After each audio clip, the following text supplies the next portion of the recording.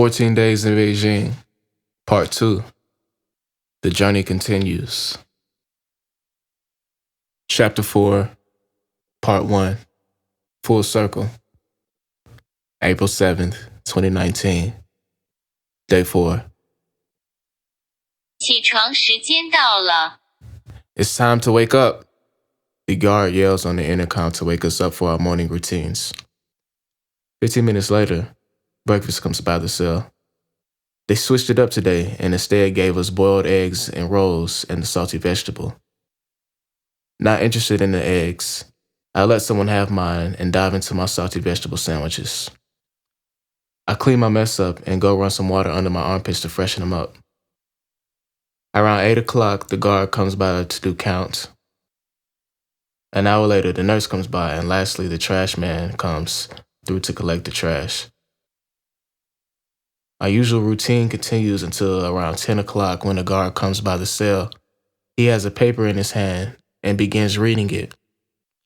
12 people stand up, one of them being my Chinese brother, and grab their belongings and head into the hallway smiling from ear to ear. Everybody says their farewell with one another. I shake my Chinese brother's hand firmly while looking him in his eyes. We have a mutual understanding without having to say a single word. He gestures that he's going to call me as soon as he can so I can have his number. I shake my head in agreement, all while knowing this is our last encounter. That is, unless our paths cross again sometime down the line on some crazy shit. The whole cell is basically gone since there are only 3 of us. I am extremely curious to see if the guards are going to come back to get us. But what would they do with us? It is me, the leader of the cell, and a younger dude left. Before I could even think about what to do next, the cell door opens and the guard orders us to grab our bowls and head into the hallway.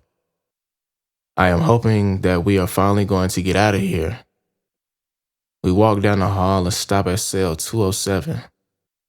I am immediately disappointed the second the guard starts opening the door. We enter our new cell, and all I can think is that I was so ready to go home. Instead, I am stuck in a new cell with a bunch of new cellmates instead. I really do not feel like getting used to new cellmates, but I have no choice. The first person I see is a large European dude that is laying on the bunks watching TV. He has scabs all over his face as if he's been in a fight recently. He looks hella aggressive, so I do not keep eye contact long. The cell is set up the same as the previous one, but they have way more supplies than we did. There's toothpaste art and writing all over the walls. The date 4/7/19 is written on the wall along with the schedule: 12 p.m. to 1:30 p.m., 10 p.m. to 12 a.m., 12 a.m. to 2 a.m., 2 a.m. to 4 a.m., and 4 a.m. to 6 a.m. There's a portrait of Bart Simpson and a palm tree on the same wall to the left. Suddenly, I hear, "Hey, man!" I look up fast in disbelief that I just heard English. I see my cellmates that I came over with sitting with a group of inmates from this cell. The man who greeted me is Chinese and speaks very good English. He invites me over to sit with them, so I walk over happy as hell knowing that I can finally communicate with somebody. I approach him and shake his hand. Me excited to finally open my mouth again. "What's up, my boy?" Ha! My name's Lenny. "Pleasure to meet you, bro. I'm Lucky." I begin to sit down and the man next to me sticks his hand out.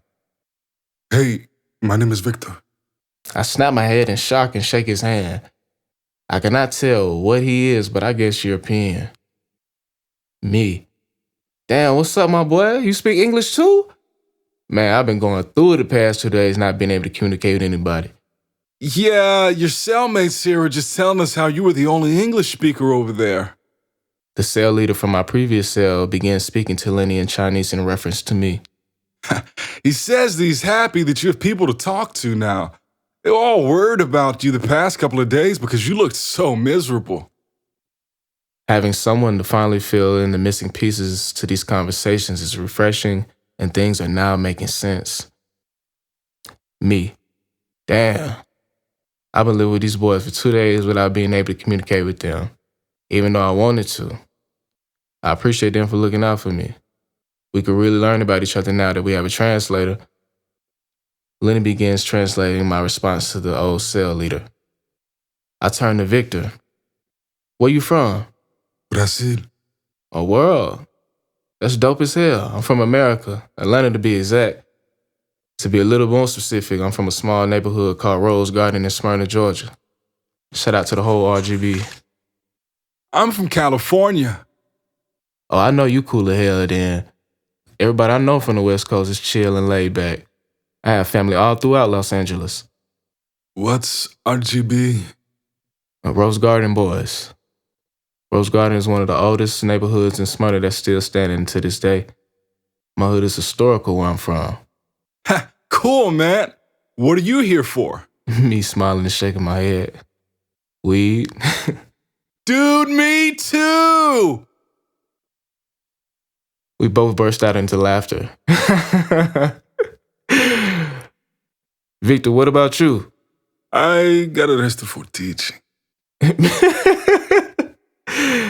Bro, what? Why did you get locked up for that? I was on the wrong visa, so technically I was working illegally. Damn, that's crazy as fuck, bro. China ass don't play. Yeah, man. Most of the people here, especially the locals, got arrested for petty charges. A lot of them are here for driving around without a license, stealing, fighting, stuff like that. Damn. I'm so happy to meet y'all boys. I don't know how long I would have lasted in that other cell. My ancestors sent y'all right on time. Likewise, bro. Hey, anything you need, we have plenty of. We have a bunch of instant noodles, snacks, soap, toothpaste, and stuff like that, so feel free to help yourself. World. I appreciate that for real, y'all boys. Y'all just came in so clutch, like, y'all have no idea. We ain't had shit in my last cell. You can put your stuff in this bunk. We sleep on this end of the room. How long are you here for? Bro, to keep it real with you, I have no idea. Nobody has told me any information whatsoever. I've just been sitting, really. Really? They didn't tell you how long you had to serve when you met the warden in the room down the hall to sign that paperwork? That's what that was? Hell nah. I didn't know what was going on. That's crazy, man. I was sentenced to 5 days, but I've been here for 10 so far. Damn. How long have you been here, Victor? I have to serve 10 days. I've been here for 4 days now. You probably have the same sentence as me since we got arrested for the same thing. When did you get here? I arrived early Friday morning at like 4 something. Okay, your 5th day will be Tuesday, which is great because the immigration guy comes on Wednesday. He's the person who finds your plane ticket after your time is served, so you may luck out and be out of here right after serving your time. World. I don't want to be here any longer than I have to be. Well, how did you get caught? Bro, I do not know. I was at home by myself pre-gaming for this event I was about to attend. I hear a knock at the door. It's the police. It was random as fuck because I didn't give any reason for them to even be at my door. I feel like somebody may have told on me. Wow. That's crazy, man. Who do you think may have told on you? Only reasonable explanation I can come up with would be my neighbors. But I've never encountered any of them. We are on completely different schedules. And with the holidays that just passed, barely any of the locals were even in Beijing. Yeah, man, my bus was random as hell, too. I was out having drinks with some friends, and then we went back to one of my friends' places to smoke some hookah. They didn't tell me they put hash in it until we started, but I didn't mind. So we're smoking the hookah, talking, drinking, enjoying each other's company, and out of nowhere, there was this knock at the door. Who was it? It was the cops.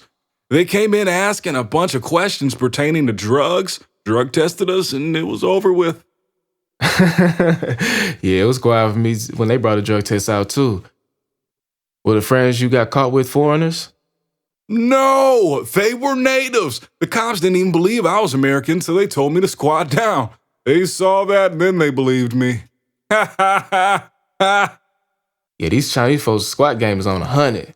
Hip flexors are growing, flexible as hell. How'd you get caught teaching, bro? So I landed this job teaching for this training center, and my boss knew that I wasn't on the proper visa to work, but they didn't care.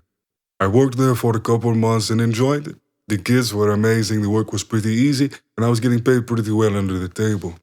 So one day I was in my school and I was about to teach my first class. I was preparing for my lesson and everything, and saw these three guys wearing black uniforms. I didn't realize who they were at first, so I didn't think much of it. I continued to prepare. There were a lot of parents in the school, and the kids were in their classrooms ready for class to begin. And suddenly, I realized the men in black were police and freaked out. I ran to my friend who was also Brazilian and worked there to tell him. He immediately ran away. I needed to grab my phone from the office first, so I grabbed my phone and headed for the exit. I decided to exit to the back doors, so as I am walking there, there was a cop at the end of the hall walking around like he's just minding his own business. As soon as I walked past him, he grabbed me from behind and said, "Oh, you're coming with us. You're not going anywhere." I was cool though. They were just taking me to the police station and didn't put me in handcuffs. So I thought maybe I would just pay a fine or something and I would be released. We got to the police station where I waited for around 5 hours until they finally took me to the interrogation room. They asked me a lot of questions and then had me sign some papers confirming that I told the truth. I told the truth because I knew they would find out anyway, so there wasn't any point in lying to them. So I'm signing the papers, and the last page was about my health conditions, which I thought was really weird. That's when I realized something was amiss, and I began to freak out. After signing the papers, they confirmed that I was going to jail and would be deported after my release. They put me in handcuffs, took me to my house to grab all of my stuff, and into jail. The first year we went to was dirty, ugly, and really messed up.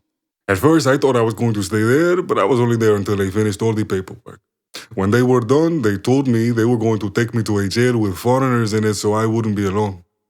And here I am. Wow, that's crazy as fuck, bro. They locking folks up for anything out here.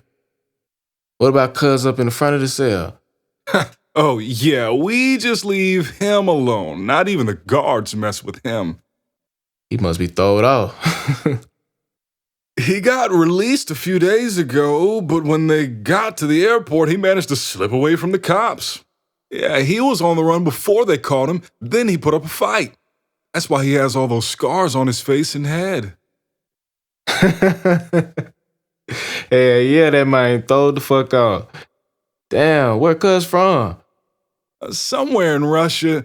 He does whatever he wants, and nobody messes with him. Me to myself. Damn, I knew that man was throwed off. Jit looked serious as hell. Cuz looked like he's about 6'3" and a smooth 250 pounds. I know he fucked them first couple officers up, but they worked his ass out when they finally constrained him. Overall, this cell is chill, though. Shit, it seemed chill over here. Y'all got stools to sit on, fully loaded with snacks, plenty of toilet paper. Shit, y'all got soap. Did y'all not have this stuff in your last cell? Hell nah. I was over there going through it, boy. Well, you don't have to worry about that stuff here. What's the schedule for? Oh, that's the watch schedule.